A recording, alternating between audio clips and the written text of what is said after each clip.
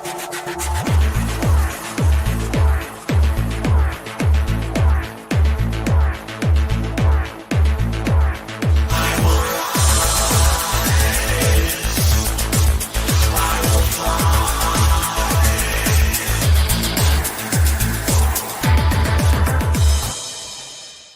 welcome to the Sharpe Way Show. So happy to have you with me this evening, right at 7 p.m. on the East Coast.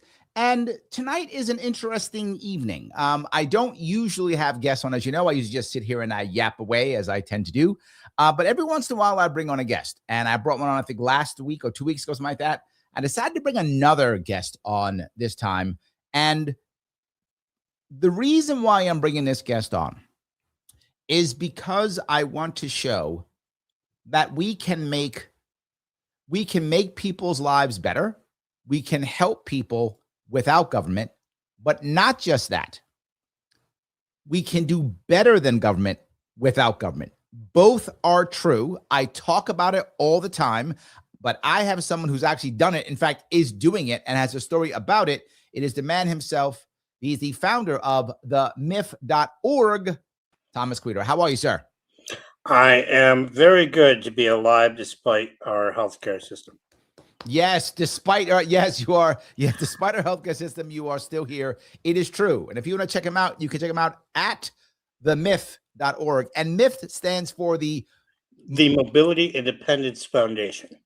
There we go. I knew that. The Mobility Independence Foundation is what it's all about. But here's the funny thing. I actually met you. It was 2018, right? 2019, yes, at a diner when I was crossing the state after my run. Yep. After my run, I met you in a diner, and I met you there, and I think that was when I started. You gave me a lot of ideas and concepts about people who are in a bad spot when it comes to mobility, right? Yep. That I didn't get, because in my head, before I met you, was, oh, you just get that magic cool wheelchair with the fingers and you zap around and everything's good. I literally thought that. I'm not joking. I literally believe that. That's okay. Most people think that. Yes. A lot of people try to tell me that you can get a $100 manual wheelchair at Walmart and that you should be all set. The reality is that those things are terrible and they will cause injury and harm. And you were the one who told me that if you get the wrong wheelchair, that it can literally hurt you. And I couldn't imagine that. That idea blew my mind. I thought, no, that's crazy. And then you sort of explained, I'm like, oh. So I can give you one very good example. And I see this all the time as we travel to tech expos in this industry. We run into the most common and easiest to describe would be paraplegics, those who can't feel their legs and are in a poorly fit manual wheelchair. Now, they're supposed to measure you, make sure the seat pan is the right depth and the right width and so forth. Well, if the depth is off, the front of that seat pan that you're sitting on presses against the calves. And if you're paraplegic, you can't feel that. And over time, because you're permanently in this wheelchair, right? Unless you're in bed or the shower or on the toilet, you're in this wheelchair. It disrupts the circulatory system and causes need for surgery. Oh, so it literally, and since with your condition, you can't feel it, so you can't tell a doctor, hey, this is a problem. You don't even know. Right. They find out when they go to the doctor and it's discovered. And it is widely known that issue causes this. But, if you do get the chance to see our documentary, The Power to Move, which will come out on streaming over the summer. We just signed a distribution contract. Congratulations. What's it called again? The Power to Move. It was originally called Power Moves, but then Shaquille O'Neal released his documentary about shoes called Power Moves. Damn you, Shaq. It's always his shoes. If you do catch it, you will see a lot of people that we meet at these expos who are in need. You will see a survivor of the Boston Marathon bombing talking about how terrible equipment is. You will see people in wheelchairs testifying to the problems they go through, the fact that they can't get the right equipment or good equipment. And then we have to talk about— you brought up something else though, which I thought was interesting, which again, I didn't really it didn't make any sense until you told me, which was the idea of repairing them, right? they break. They're machines. So obviously you either wear and tear or you have an accident, whatever. They're machines, they break down. And in my mind, I'm like, oh no, it's like you did press the button or some guy comes by and switch. I always thought, because I'd never been involved, detailed in this, that it will be I think one of the reasons why is I think we want to believe that we care about our disabled so much that the system can't be that bad. We don't want to believe that it's as bad as it is, so that when you show someone that they're shocked because they don't want to believe it. And this idea of repair, I know Lou Rossman is in your world too. He's all about the right to repair. You told me something, if I remember it right, you said that sometimes you have to wait months for repair. And then 5 months is the average. 5 months is the average. That means that I can tell you with confidence that I run into people who wait 5 years. Do you know why it's 5 years? No. Because that's the time frame in which you can replace a wheelchair. There's a little more to this. This is a government captured industry. What? No way. I'm shocked. The government got involved and messed it up. What? So, yeah, I mean, not only is it captured, right? So basically, the majority customer is first world governments, not just ours, but first world governments. And ours tend to lead first world governments. And here's the thing. If the market is captured by regulation and lobbying, which it is, and the rules are that you can get a new wheelchair every 5 years, how long do you think they're going to build these so that they last? Right. Right. They know as soon as that 5 years is up, they're going to sell another one. Right. And they know that the user doesn't actually get a choice of what they need. In fact, their doctors and therapists don't get a choice. The doctors and therapists might get to say you need a power wheelchair versus a manual, but not the specific model or the specific features. Well, so who decides? Technically, insurance companies decide, but I don't blame them as much as I used to, because they're beholden to regulatory processes in their business. They have overhead and they're there to make a profit. And so when those regulations stymie their profits and stymie their profit margin and hold them into a box, they're going to try to stay alive. Businesses are in business to be in business. Right. And here's the reality of the situation. Private equity firms control most of this. I think this has been so true since the ACA. Yep. At the second that Obama said, hey, doctors can't own anything. Hey, finance, would you like to come in and buy everything? They went, yes, we would love to come in and buy everything. Thank you, Obama. We would love to do so. Yes. Yeah. And interestingly, 85% of that was actually written by legislators in the 80s. There we go. And that legislation was specifically designed to make insurance companies more money. Yes, absolutely. Absolutely. So basically what you're telling me is there's a bureaucratic process, and some bureaucrat has to decide what chair you get, and you don't really get a say. So let me ask the crazy question. What happens when they screw up? What happens when person A needs chair B, but then they go, sorry, person A, you're getting chair D. That's what you're getting. What happens to that person? So if they know that they have the right, which most of the time they don't know this, they technically have the right within 6 months to say, this is no good for me. I need something different. Oh. But then they're up for another battle. That battle, right, just to get a wheelchair in the first place can be between 6 months and 3 years in this country, depending on your needs and where you are. Wow. Do you know what happens to someone who needs a wheelchair in the course of 3 years? I can imagine. I mean, it changes their entire lifestyle. They're completely changed. Some of them die. Yep, I believe it. Some of them get head sores, sepsis, lose muscle mass, become more of a burden in the healthcare system. So let me ask an obvious question, and I'm sure you've heard this before.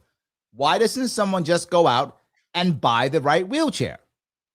Well, while our government makes contracts, or the insurance companies supposedly make contracts to purchase equipment at lower prices, that means that the prices that you pay out of pocket are higher. That's starting to change. That's starting to change, but not in a good way. What's starting to change is, do you know the difference between cost effective and cheap? Yes. Sadly, I do. Right. So a cheap product is something that breaks, and a cost-effective product is something that costs less and does more. Right. And it's turning into cheap products, mostly made in China, by the way. Our government has made sure that we're consistently reliant on China. And I'm, here or there, I think everybody should be able to manufacture whatever and sell wherever. But under the current economic situations, that means that we're going to get less quality. Got Um, it. so our government and It's funny. insurance companies. Hold on one second. Patty says my friend's $500 wheelchair broke 2 weeks Yep. after she got it, after waiting over a year to get it. Just what you said. Patty had a situation. And that's a manual wheelchair, which I have an interesting story about. But the reality here is the market is captured, and the manufacturers have to stay within that market if they want to sell anything. And those manufacturers, you mentioned Louis Rossman, good friend of mine, helped direct a lot of the money that we were granted. Big thank you to Louis Rossman, by the way, originally out of Staten Island. I remember he used to be with me in New York. I remember he bailed. Yep. Well, he escaped the tax burden. I know. I'm still stuck here, though, but yes.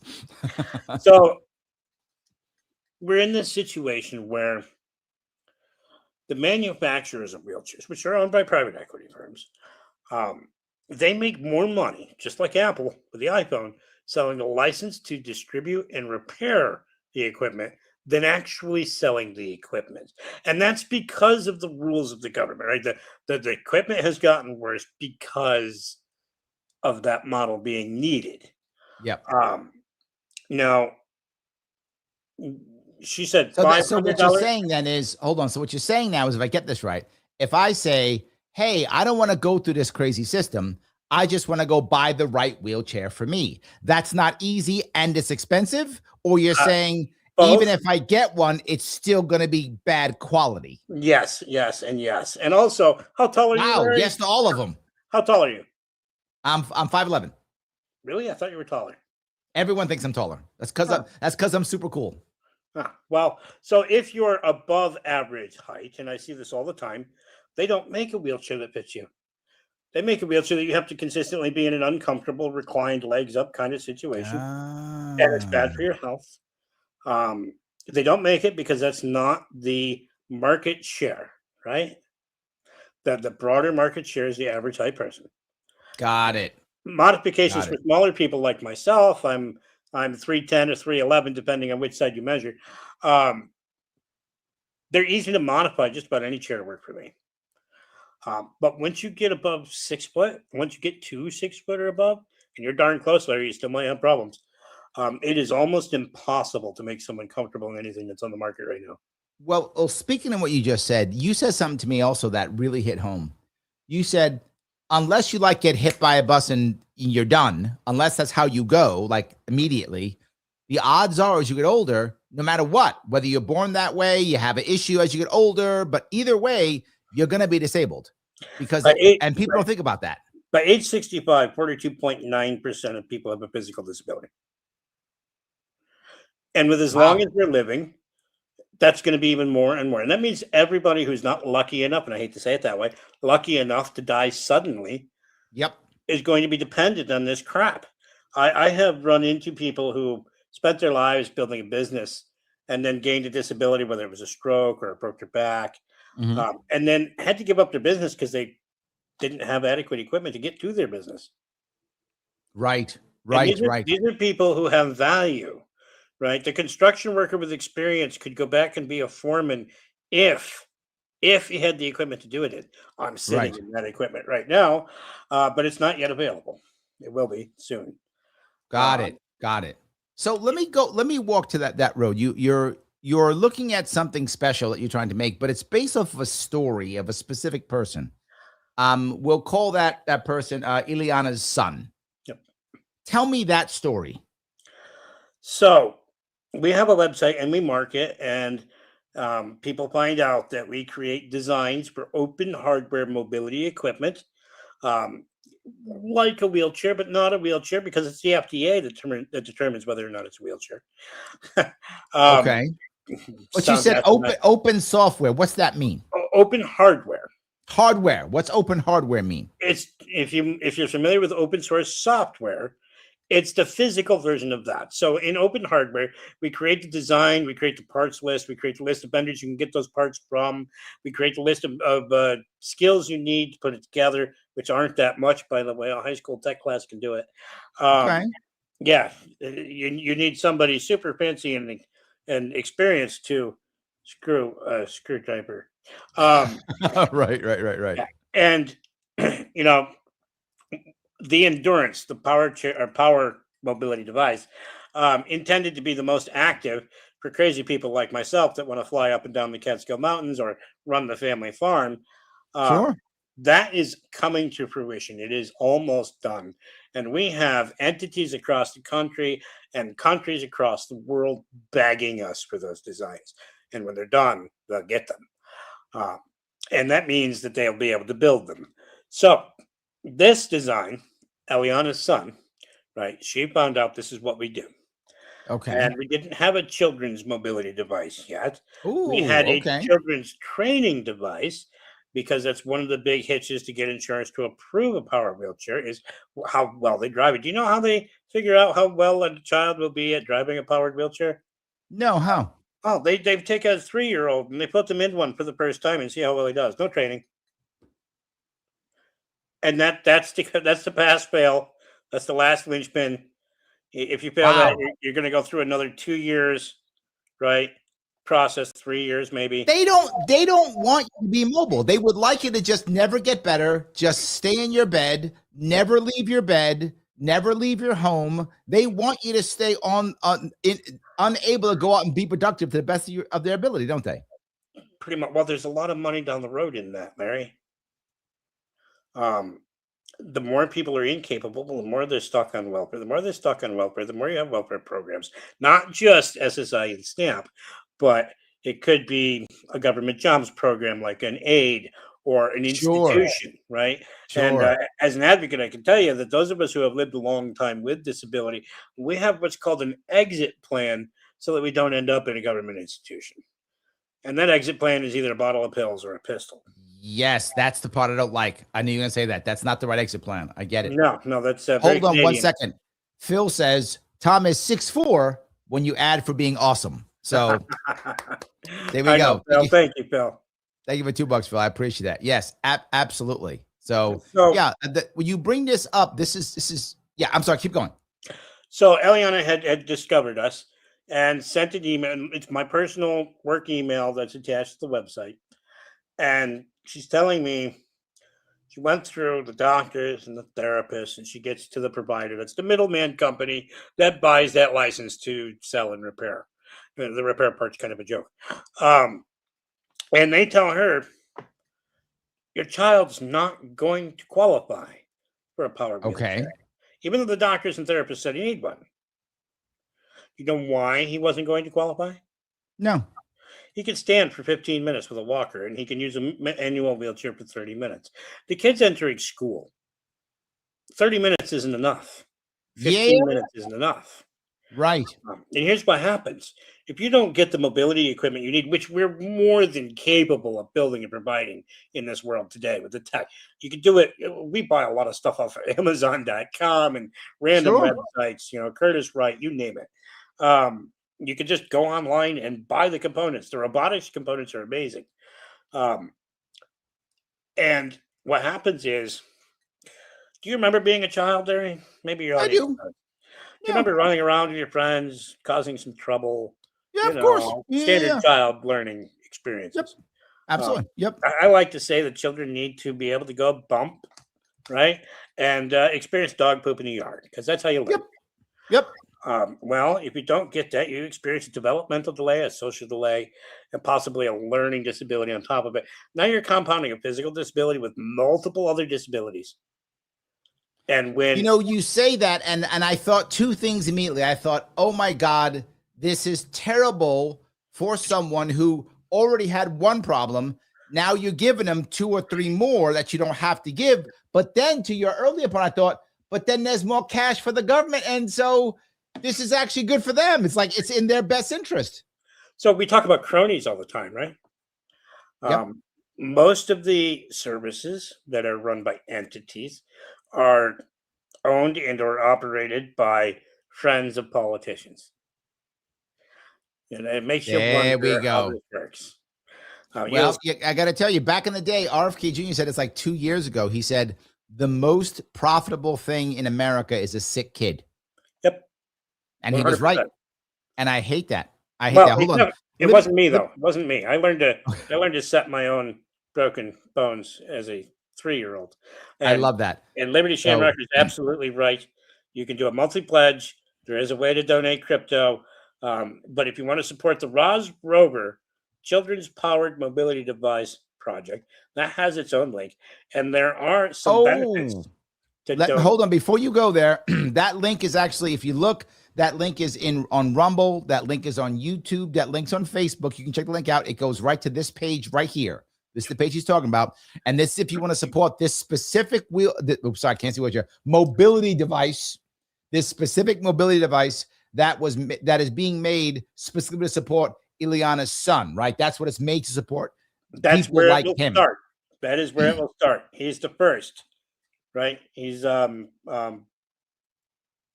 Armstrong on the moon. Here we go. I like that. That's amazing. So That's amazing. this device is open hardware, which means you can repair it. It's modifiable to specific needs. Maybe you've got a really tall kid. Maybe you've got a really fat kid like I was. I grew up on good home cooking though. You know, nothing like a farmer's wife to feed you. And the reality here is, so whether we're talking about the Ross Rover or the Endurance, yeah, sure. You put a chair on it, a seat on it. It's a mobility device for a person to get around. But you know what, Larry? You take that seat off, Yeah. you program it like a Roomba, and Okay. you put one of those old-fashioned turnstile lawnmowers on the front, and it'll mow the lawn for you. You put a plow on it, and it'll plow your driveway for you. We already have machines like this. Could you sit on it while I was doing it? You could if you wanted to. Even better. You could get a little view while you're mowing the lawn. I like it. Not bad. Right. So, and you could put a tub on it and have a garden cart that follows you through the garden, right? So these are things that you could build using that design in advance of needing a mobility device. And then when you need a mobility device, you know what? You put a seat on it. You've got your mobility equipment. Get around. You can fly up and down the Catskill Mountains the way I do. The technology, right? The upgrades that we've done. Do you know what a lithium iron phosphate battery is? I've heard of one before, but I don't know what they actually like. I don't know how good or bad they are, but I have heard of it. So they are the safest lithium tech on the consumer market today. Okay, I like that. People use them in their campers when they're camping, and they'll store them beneath the beds their kids sleep in. They're warranted for, depending on the brand you buy, that I've seen between 7 and 11 years for peak performance. And they're capable of replacing the same size lead acid batteries at half the weight and half the price. And those lead acid batteries are warranted at 6 months. Wow. And insurance companies typically don't want to replace them until 2 years. There we go. Phil says they're awesome. He's with you. But he also says maybe you also need a tow hitch. You might need that too. I already have it. There we go. So we're good. Okay. Yeah, we're good. If anybody out there knows who Jim Cantrell is, a couple years ago, I towed his race car. Well, there we go. Okay. I like it. This summer, I intend to tow a semi because it'll do it.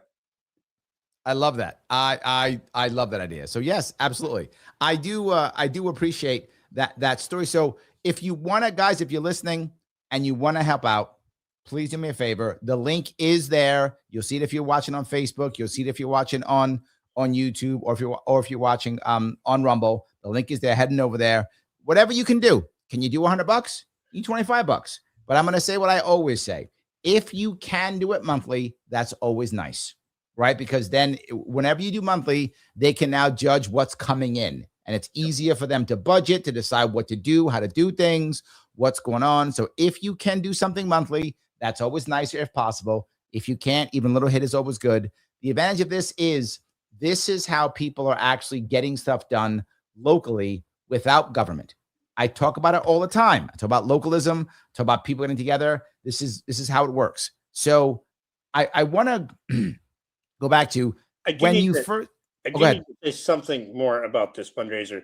The please. tiers don't show up, and I know I sent them to you, but um, at $25, you get an ebook and audiobook of a children's book that teaches children, Oh, particularly with disabilities, yes. how to solve their own problems. And at the next tier, which I forget exactly what it is, you actually get a physical copy of that book. The next tier, you get all three, and you can choose a school or a library to also receive all three. And at the next tier, a school and a library of your choice, chooses all three. Teach people to solve their own problems because the government is bad at it. So let me walk down that road. Yes, you did tell me that. I'm sorry, I'd actually forgotten, but you did tell me that you did. That's my fault, guys. I should have remembered that. The reality of it is, what's the name of the book again? I'm not sure. I um, forgot the name of the book too. I But imagine it's going to be Roz and the Roz Rubber. It's still being developed by the board member who's writing it. yes, I remember one of your board members writing it. So this book, if you go at the right level, you'll get a copy of the book. That's awesome. You'll get an e-copy. But if you go up to the next level, you can get a physical copy that you can give to someone, right? Or here's the best part. If I remember you told me, this is a book that can work either for the individual who has disability or for a loved one in that person's life. Either one of those two, correct? Or just anybody. Okay. Put it in the hands of children. Children's minds are amazing. They figured things out. I always did. That's why I'm still alive. Yep. The I remember reality they here, told you that you were going to die early, right? they told my parents I would die in the first day, and then the second day, and then the first week, and then the second week. And I grew up getting life expectancies. I like to call them death sentences. The last one was 21 years old. I am 42 years old this year, and the answer to everything, if you know your guide to the Hitchhiker's Galaxy, or Hitchhiker's Guide to the Galaxy. But the reality here is, we need to teach our young to solve their own problems. True. And when we, the universities that we work with, we're technically working with four now, but we're just starting with Berkeley, with developing 3D printing tech that's better. I was at Georgia Tech the other month, and I'm going to University of Texas in Dallas next month. Wow. They all reached out to us, Larry. That's great. I didn't have That's to chase amazing. them down. So when we get in front of student engineers, people who are going to become tomorrow's engineers, and we say things like open source and open hardware, their eyes light up because they know it's ethical. They know Right. the right to repair is built in, which I want to talk about next. But they know that they can do the most good for people with open hardware as opposed to standard proprietary Right. lockdown hardware. Right. Patents are one thing, but when you combine it with all the other avenues and you get that lockdown going on with the supply chain, that's not ethical. And I want to talk about 3D printing. Hold on. Before I get there, you just gave me the perfect opening to talk about how people can solve their own problems.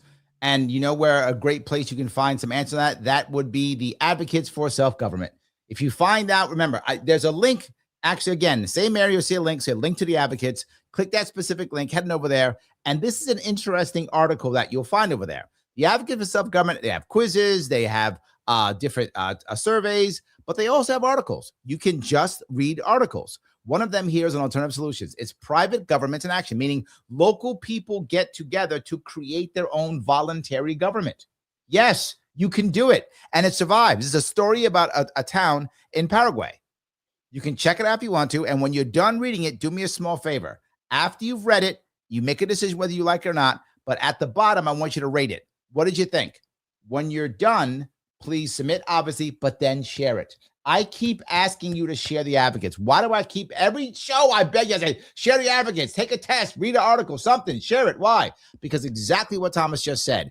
We need to start figuring out how to solve our own problems. We need to figure out that it isn't only government, that locally we can fix things. The Advocates have been speaking about this forever, and they give you examples and stories and things to share. Now people can talk about it and believe it can be true. We're never going to change this paradigm if people don't believe that it can be done. We have to remember that old Bastiat quote, just because I don't want government to do it doesn't mean I don't want it to be done. And I think Absolutely. Thomas is showing that right now, and the advocates are too. Please head over there, check that out, share it. They are a sponsor for the show, theadvocates.org. I'm And sorry, go ahead. if you happen to have a chance to email the advocates for any reason, tell them Tom Queter says hi. And the reality here is government only does things through coercion and force, True. and that completely lacks human respect. Yep. I Absolutely. cannot stand a system that lacks human respect. Let's talk about the healthcare system. Very interesting term, right? We create as humans systems to take emotions out of it to make decisions. That's what a system does. Okay, and care is emotional, Yep. and health is necessary. So we do Yep. not have a health care system. We have a government screws everyone system. Well, I would say we have a illness management system. Um, so, in fact, in the documentary, you'll see a former U.S. Surgeon General stating that we do not have a healthcare system. We have a sick reimbursement system. Now, think about that Ooh. from a captured market of businesses perspective. It's a sick reimbursement system. Yes. What is their goal in that system as a business? More sick people. Yes. Absolutely. Correct. Yes, yes, and yes. And the more They sick make you make yeah. sick people, the more money Yep. you can make. Absolutely. I always say this, when it comes to anyone who has a problem, whether that problem's physical, medical, financial, mental, whatever the problem you have, the first thing you need is not a program or money. That's the first thing. The first thing you need is somebody who cares. That's the first thing. Then they can figure out, if they care, they can figure out, what do you need? Do you need a program? Do you need a money? Do you need medicine, right? What do you need? Okay, great. But someone's got to care first. And that's what we're lacking. And I can tell you, as an advocate for those with disabilities, the first person who has to care is yourself.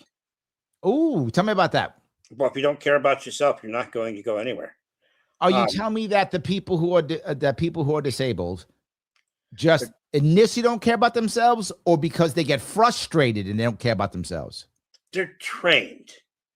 The, Oh, the system in okay. our society tells them that what they get for free is the best it can be, and you have to sit there and be happy with it. Suck it up, Buttercup. You don't deserve a life. You're not as good as the rest of us. How dare you want to be a whole human being?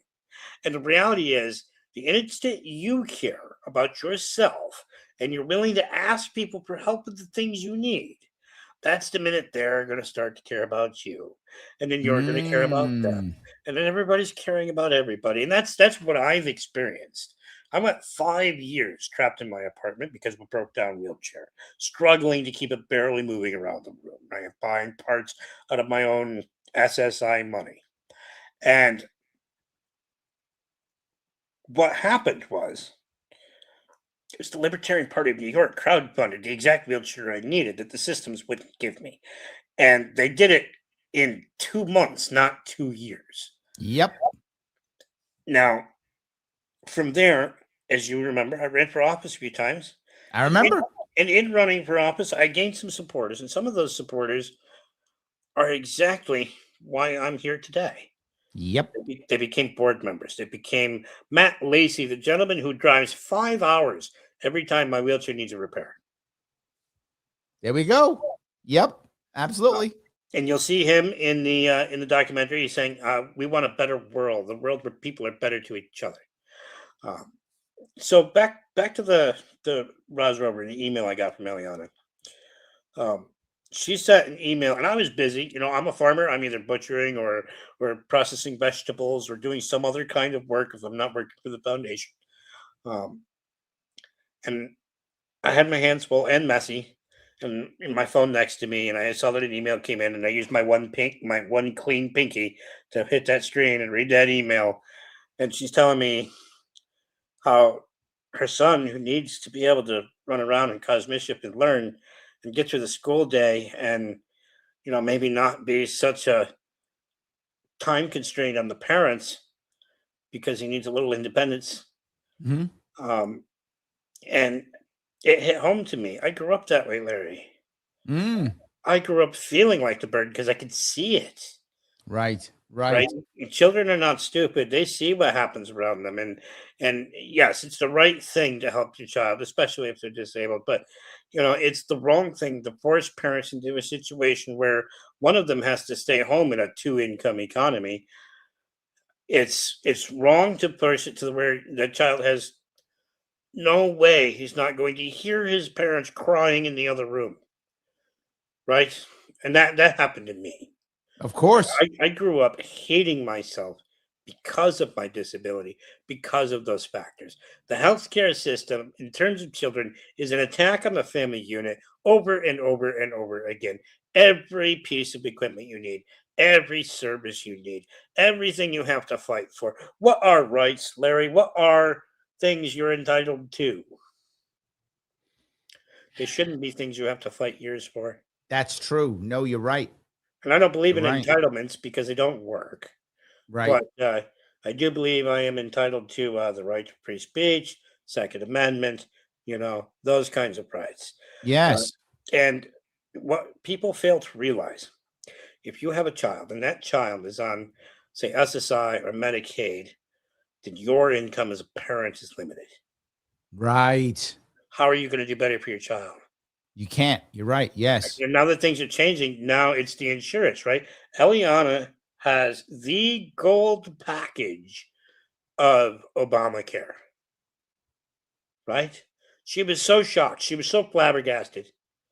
She's like, there's no way they're not going to do this for my child. We have the best insurance. We're Right. paying for this. Yep. Well, And the still no. reality is, insurance companies are held to government rules. One of those rules, particularly if it's Medicare, is the Medicare in-home rule. Have you heard about that, Larry? No. Tell me what this is. So the Medicare in-home rule tells insurance companies that the minimum, which is what they're usually going to provide, that they have to provide, is mobility from the bed to the toilet and back. Now, Larry, I want you to think, what would your life have been like if all of your life, that's all you could have done? Wow. Wow. That's But the next part to me, this goes to the other part you talked about, right? If that's what I get and the government gives me and I got the gold plan, that's all I get. You're right. I start thinking that's all I'm worth. That's all I'm worth because that's what they give me. It's coercion. Wow. Wow. All right. Let me look over at Rumble. Phil says, can I help design some hardware? He asked. I had some idea for steam bent wood reinforced by fiberglass or carbon fiber like my bow, lightweight, strong, with built-in shock absorption. I think you better call Phil. I think Phil needs to email me. If you put my name on screen, that is my email address. Okay. Let me do it right now. Hold on. Let me pop that up just so we have that. And there we go. Yep, just take the spaces out of that, and that emails me directly. I run into people like Phil all over the place. That's how I ran into our electronics engineer down in Georgia who has 30 years of experience in his own business. And our second electronics engineer is actually a libertarian. And I have this thing I like to say. We're the country that put a robot that lasted 14 years in the face of Mars without being touched by human hands. But studies are showing that 50% of all wheelchairs in this country break down in a 6-month period. Yeah. Yeah. So let me, if I could, you talked about the idea of how individual people who have a disability feel sometimes, right? How the system makes them feel. And I get that. That is definitely an issue. But there's also a spot where we can talk about how culture can also make them feel that too. And where can you get that? Well,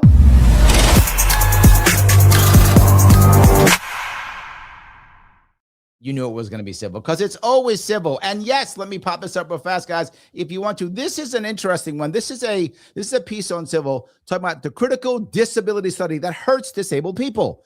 It's an idea of the cult of wokeness. Now, some of you may be more concerned about wokeness. Some of you may not be. But again, what you always find on civil, civl.com, is an honest back and forth, what someone honestly believes. You're not going to find the conflict machine. You're not going to find people yelling and screaming. You're going to find people saying what they feel and how they feel about it. You watch this. Here's what I promise. You will think, whether you agree or disagree. Is the cult of wokeness a real thing? is it not? Spaz. This was a word that showed up in 2 different mega albums within several weeks of each other. The first on Lizzo's new song, Girls, and the second one on Beyonce's new song, Heat It. Now, these are heavy hitters. Lizzo and Beyonce, heavy hitters. Disability activists called on both superstars to be good allies and remove the ableist slur from their songs. Apparently, according to disability activists, using the word to describe erratic behavior disparaged. Now, the piece I want to bring up about this, the part that I think is interesting is, if you like this and you're concerned, you can check it out. If you think they're wrong, if it's fine. But is culture helping if it's not changing the system that Thomas is talking about? So now, do I simply feel better about a crappy system, or am I going to fix the system and then maybe feel better too? I think both matter, but you can get that back and forth on Civil, CIVL.com. Click the code Larry10. That's Larry, which is the coolest, obviously the coolest name on the internet. 10 for 10% off. Do that and check it out. They are a sponsor of the show. Thank you so much. Civil, upgrading civilization. I could back that up just a little bit. I don't like the Please. PC. I don't like the PC term for me. Technically, the PC term, which comes out of an individual who started his own nonprofit back in the day, is a little person. Do you know where that term comes from, Larry? No, I have no idea. Well, the European royals used it to describe serfs. You know what a serf is, right? Oh my God, they just called you basically a slave. Yes, they did. Wow. Marilyn Monroe and other people in Hollywood use it to thank the people who make them stars that they can't remember their names of. Oh, that's right. The little people. That's right. Yes, that's right. That's and, right. I find that very demeaning. So I use a deliberately inappropriate term. I call myself a giant midget with no neck and upside down feet because it's more accurate. You're a giant midget. I like that. It's awesome. I love it. You've seen me. I've got 2 foot wide shoulders. It's true. You are big. That's true. Absolutely. My shoulders are wider than Kane's. Is that true? I had a picture with him down in Florida one year. And in that picture, you can see that Glenn Jacobs' shoulders aren't quite as wide as mine. Wow. It's family genetics. People with my condition to this severity are normally like adult 40, 50 pounds. Wow. Very, very large genetics in my family. So, So let me grab a couple of comments if I could. People are commenting. I haven't been because you've been giving us good stories. I do want to do a couple of comments here or there. Shelley says, not ADA mobile. They want you to pop a wheelie in your wheelchair when you go off paved surfaces. I was discussing this earlier with the Brain Injury Association of Florida this morning. Yep. Yes. So yeah, Shelley. It's definitely an issue. People are concerned, and this is the piece that I have. This is the biggest problem, I think, and I'm an outsider looking in, is that the outsider doesn't know this. This is new stuff to most people. They don't get it. They think, oh, who cares? It's fine. Because they see some hero on TV who uses the wheelchair and, beats up the criminals and, solves crimes or whatever. So they think every person who's disabled is like a crime solving superhero or something. There are some people who are seriously suffering. And so, keep going. I'm sorry, but I'm glad that you say what you're saying because people need to hear that this is not easy and that people take their mobility for granted. So what you're discussing actually is known as inspiration porn. Oh, got it. Yes. People get off on being inspired. And I walk that fine line because I do have to be the face of the organization and I do have to give people hope. But I do not want to be worshipped. I've never been that guy. That's probably why I didn't win the election. But the reality here is the best way to help those with disabilities is to endow them with what they need to help themselves. And a community can do that. The people who care about them can do that. We just give them the tools, and that's what the foundation is about. And it's interesting. We're not the only ones, Larry. Open hardware in this realm is popping up all over the place. Check out makegood.design. That's one of our new partners, not listed on our website yet, but they've created a 3D printed children's wheelchair that's being made all over the world now. So tell me about the 3D printing piece you just brought up. You did bring this up. By the way, guys, this is the website. The link is also there. If you want to check them out, it is themif.org. You can check them out if you want to. The link is there. Click it if you want to. you'll see what's going on here. So tell me about this 3D printing piece. So that organization does adaptive stuff, right? Okay. And they're the kind of organization that usually does small one-off kind of things, right? And they're the kinds of things that are never brought to market because there's not a big enough market share. Nobody wants to invest in manufacturing. Well, I tell you what, Larry, 3D printing is coming, and it's coming hard because that first 3D printer design was open hardware. And now every 3D printer, including NASA's zero-G 3D printer, based in part on that open hardware design. So what is a single open hardware mobility device 50, 100, 150 years from now, Larry? I don't either. It could be anything. Yeah, I have no It could idea. be everything. Yeah. And Yeah. that's the point. Don't suppress the technology. It has never been government or regulations to make things better. It's always been technology. That's the reality of it. Yes. Sometimes government, funds technology, but usually it doesn't. Well, I want to bring up a second piece. Patty brings up, she says, a mechanic fixed the chair in a few hours, but she got in trouble. I Yes. guess it wasn't open hardware then. Right. You can get in trouble, so that we're back to the right to repair. Two things. If you touch your chair with a screwdriver and they find out about it, your warranty will be voided. If Medicare finds out about it, and I've run into people who've had this happen, they will tell you that you now have to purchase that $80,000 to $100,000 powered wheelchair that you can't afford on SSI, that they didn't pay that much for. Wow. And that sounds like a scam. Wow. Wow. All right. Nope. So let me ask a crazy question then. Do they punish you if you step outside the system? If you go, you know what? I'm not doing any of this. I'm just going to talk to Mr. Quita over here. We're going to go over to the myth.org. We're going to have some conversations, and I'm going to get myself a chair through a community. I'm not going to go through the government. Will they punish me for not accepting their horribleness? So they can't do that. They can punish Okay. you. They can punish you for quote unquote jailbreaking your powered mobility device, a wheelchair. It's interesting. Lewis was just talking about this on his channel. He ran into a young woman who jailbroke a powered device in Europe, where it's not illegal to do so. But in this country, what's a jailbreak? Hold on, you're using a phrase I don't know. What's that mean? That means you're getting into the electronics and you're altering the code so that it meets your needs better. Oh, so you're making it actually work for you. Yes, you're making it appropriate. How dare you? Right. Okay. God. I mean, we don't deserve full lives. We're not human beings. Yeah, no, of course not. Yes. Oh my God. Wow. So if she had been an American, a U.S. citizen, and done that, there is legally the potential for 7 years of prison. Wow. That's crazy. Yeah, Gene says, my brother-in-law has a wheelchair that he isn't allowed to adjust. Yep. Yeah, you're saying stuff and people are popping in going, yeah, it's true. They're just going, yep, he's right. Yep, he's right. Wow. So that's crazy. With our initiative, right? The first models that come out will be governed at 5 miles an hour, even though it's capable of much more. But the firmware, which will be open source, will be upgradable as we do those upgrades. And we're in talks with universities to create machine learning that can learn the user's usage, track what you're doing with it, and say, hey, you're showing some skill. Have another half a mile an hour. That's step one. That's step one. Okay. Step two is to develop a training course that you follow to open that up even faster. So if you need more speed, you got it. You just got to make sure that you're safe with it. Here's the funny thing that you bring up, right? It's another thing that you don't think about.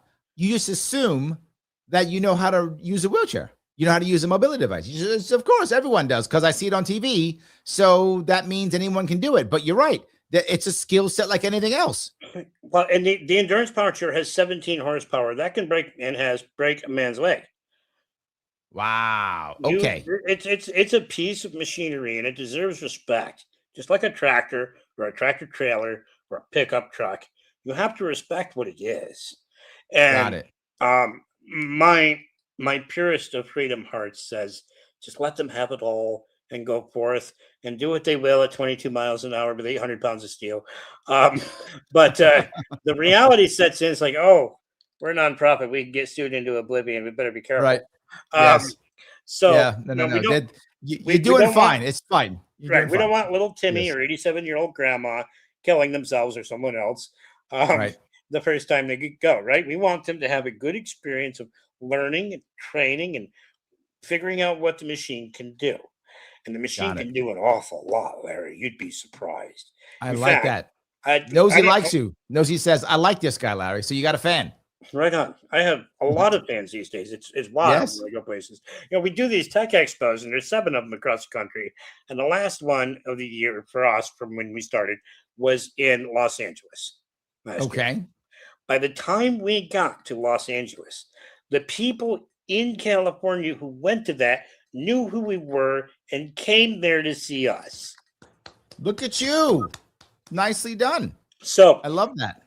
Like I said, I want everybody to have as much capability as possible, but I don't want to be responsible for causing harm. Libertarian, no harm policy, right? Yes. The Mastermind Hour says, we have had the same Medicaid chair for 10 years, but it only rolls at 8 feet per day at most. I might have repaired it once or twice, but if asked, I will deny it. That's the key, right? Yes. So, people like myself have gotten through this system by, just not telling anybody we repaired it ourselves. Right. In fact, a lot of the wheelchairs I've had, I would take my electric motor when it died to the farm store and have it rebuilt for $100, and it would work better than new.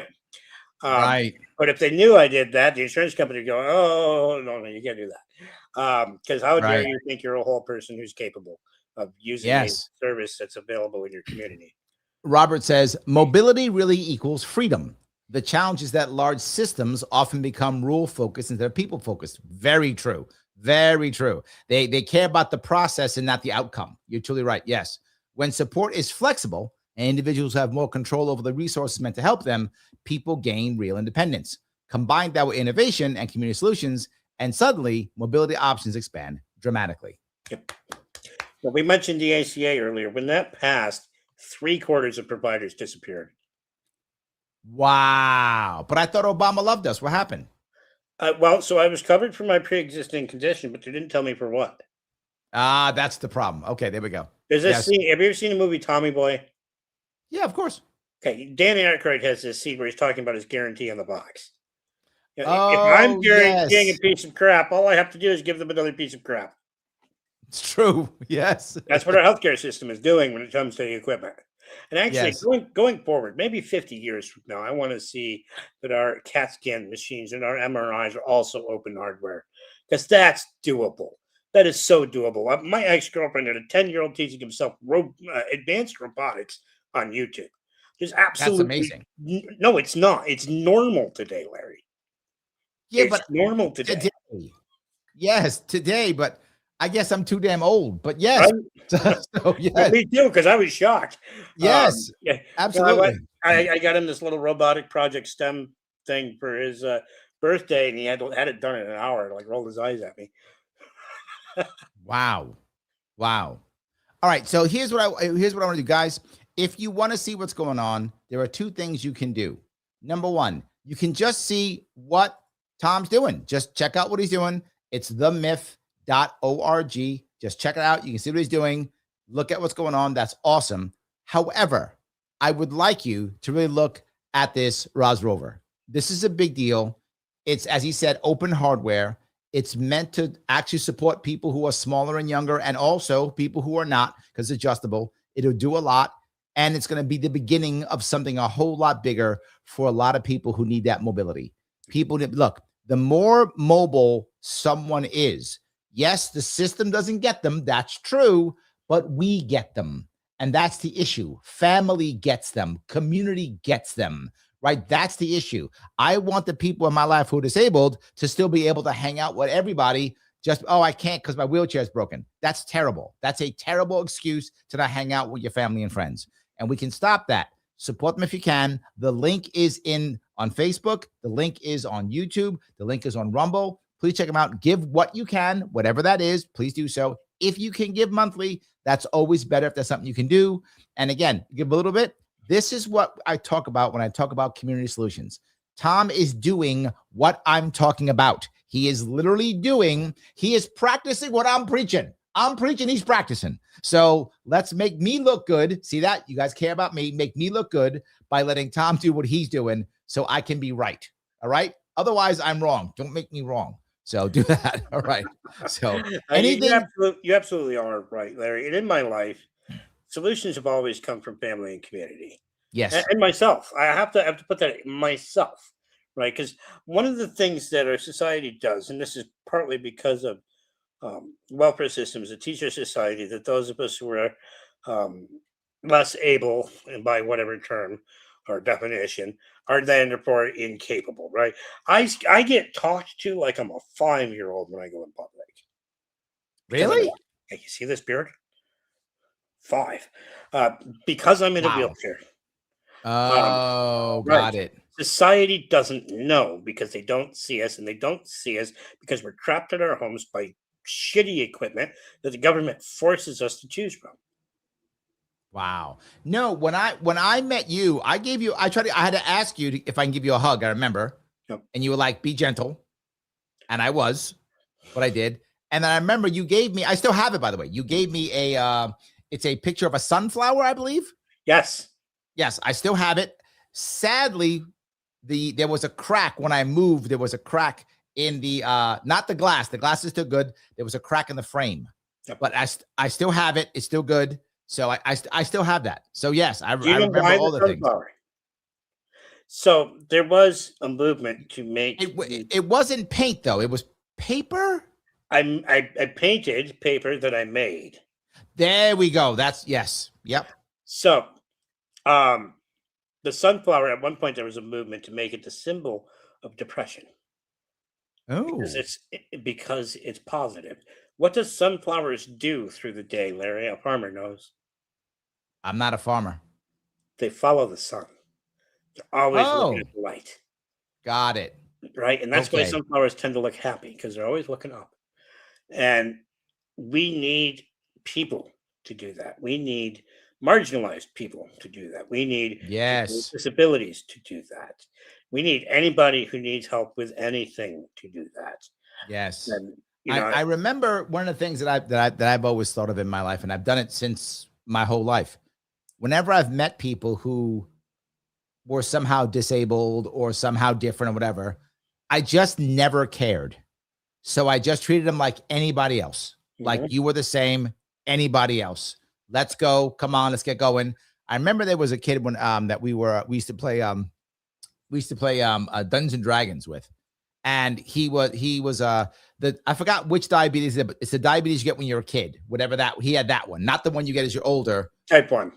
Type 1. He had type 1 diabetes, and he was bad. Like he always had to have like the sticks and the whole deal, everything. Mm-hmm. And when you're a teenager, that's awkward. Like that's weird when you're a teenager. People look at you like, oh, come on. They were like, let's go. You got your stuff. You get to take a shot. Let's go take a shot. Come on, let's go. Take a shot. We're going. And he was never as happy. He was like, all right, we're hanging out with the people.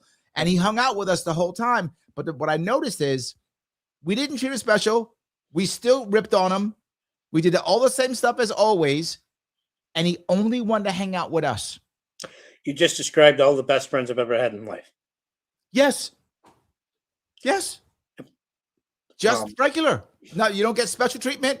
You don't get less treatment. You get like everybody else, exactly the same. So I want to leave your audience with one last reason why they should partake in what we're doing or something similar. Okay. Medicine, science, and technology have advanced. We have more children with disabilities living than before. We have more people aging and living with disabilities than ever before, but our systems have not grown. They have not grown. There is no support for most of them. Only you can help. 100%. I agree. Yes, and yes. Judith says, enlightening and inspiring the two of you. This is one of the best things about running for office is the amount of people that I meet. People wonder, you will find people who run for office. They will say, I travel the country. What they mean is I go from fundraiser to fundraiser to fundraiser. Yep. But people know I go from diner to gun shop to vape shop to restaurant, right? Anyone can just come see me. And that's how I meet guys like Thomas, just going out and meeting people, right? Seeing people, having people on my show. Yes. I may have learned from that because I travel to do these expos and go to the universities. But you know where I do the most advocacy along the way? Where? In the hotel or a shop or a restaurant when I'm running into Yes. someone with a disability. It's easy. I see them. I was. Oh, where was this? I think this was Houston. I was down there for an expo, and I'm at the hotel. And as you know, Larry, I grow my own organic tobacco, actual tobacco.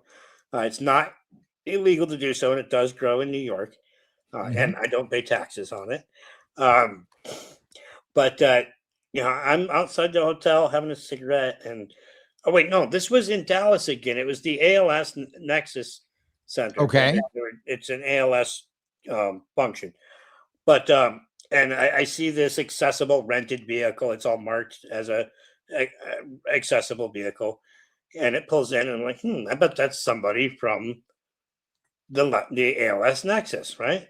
Okay. And then I see it's parents taking this little girl in a wheelchair out of the van, and ALS isn't something that typically hits kids, and so I'm just, use your older when you get it. right. I just made myself visible. I didn't approach, but I also like to show off what the endurance can do, and so I'm like putting one wheel up a 6-inch curb, and just a little bit showing off, and made the little girl curious, and their chair was nice, and they were from Missouri. I call Missouri misery when it comes to those with disabilities. You know why? No, why? They only have 400 Medicare, 400-ish Medicaid waivers for children at a time. Wow. So if you're in Missouri and you give birth to a child with a disability, you are going to be on a list where you are waiting for another child to move or die. That's horrible. Wow. That is how these systems work. Now, there may be a good fiscal reason for why there's a cap on Medicaid waivers, but maybe if we weren't reliant on Medicaid. Yes. 100%. Maybe So let me grab a couple of these if I could. Over on Rumble, Phil says, are you familiar with Zach from Jerry Riggs Everything? He has a wheelchair company. There we go. I have met him, and I'm going to not a wheelchair again next month. Nice. We talked about me, traveling and doing that. I will actually be running around New York State this weekend. Yes, again, I talk trash, and you can come see me in person if you want to. Friday, March 13th, I will be way out there in Chautauqua County, which is the most western county in New York. I'll be at Caesar's house in Bemis Point. I will then be in Rochester next day, Saturday, St. Patty's Day Parade that Saturday. Petitioning, guys, show up if you can at 57 Rochester Public Market in Rochester. We're starting there at 10:30 a.m. and we're going to be petitioning the whole day. I need lots and lots of signatures. We are behind. We need to be at around 7,000 by Monday. And last time I checked, I didn't check today, but yesterday when I checked, we hadn't broken 1,000 yet. So I hope we broke 1,000 today. I don't know that. I hope we have, but we hadn't as of yesterday. I should have checked. But I'm so busy doing other stuff I didn't check. So I will check later. But we need to get past 7,000 by Monday or we're going to be in trouble. So come out, make sure it happens. Head to LarrySharpe.com to download the petitions, make it happen. We'll be there. You can see me. I'll hang out in parade. I'll hang out with you. I'll talk trash. I'll bring my daughters. It'll be fun. And Sunday, 2 different spots. The Walton Diner in Walton, New York at 10. And then the Raccoon Saloon, 2 p.m. in Marlboro, New York. So if you can come by and see me, 4 stops this time and a big parade on Saturday. I hope to see you guys there if you possibly can. And the week after, I'm doing some downstate stuff. I'll be on Staten Island and Westchester the week after. So if you're upstate, that's upstate. Downstate, I got you covered the week after. So yeah, I'm sorry. Got to do a little bit of commercial there, here or there. Got to do some. If you're not self-promoting, you're not running for office. There we go. Absolutely. Yes. A good friend of mine taught me, always be asking. There we go. John says, what New York voter registration do we need to petition? You to sign the petition and to witness it, you must be, I'm sorry, be very clear. To sign the petition, you must be a registered Republican in New York State. To witness it, you must either be a registered Republican or a notary. Either one works, registered Republican or a notary, either works. So either one works. but you can promote no matter what. You can hold a sign, tell people to be there, say, hey, Larry Sharpe's going to be there, tell your Republican friends, all good. If you want to, go ahead. Oh, I just found out D says the website's having issues, but the campaign is on it. Sadly, every time I start doing well, and I'm not joking, it's not conspiracy theory, I get an attack on my website. Yep. Every time. This has been happening for years. And, it happens to the foundation too. Yep, absolutely. As soon as I start doing well, happens every single time. So every time we show a company that we've got a competing product coming. Yes, every single time. All right, so you gave us a wonderful thing to end on. Is there anything before we wrap this up, any last words before we wrap this up? You never know when it's going to be you who's disabled. And I am very sick of having to stop you people from committing suicide when you don't know what to do. That is something that I do on the regular. You should not have to feel that way. There should be a solution. It's easy. It's at our fingertips. Let's grab it and say it's ours and tell the powers that be that they cannot have it. There we go. I love that. And you want to check them out again, it's themyth.org. Tom, thank you so much for coming on, my friend. I appreciate it. Thank you for having me, Larry. I appreciate you. And congratulations on your endorsements. Oh, yes. Thank you so much. Yes, I'm still trying. So, guys, well, thank you so much for watching. I'll be back on tomorrow night with an AMA, 7 p.m. tomorrow night with an AMA. I will see you all very soon.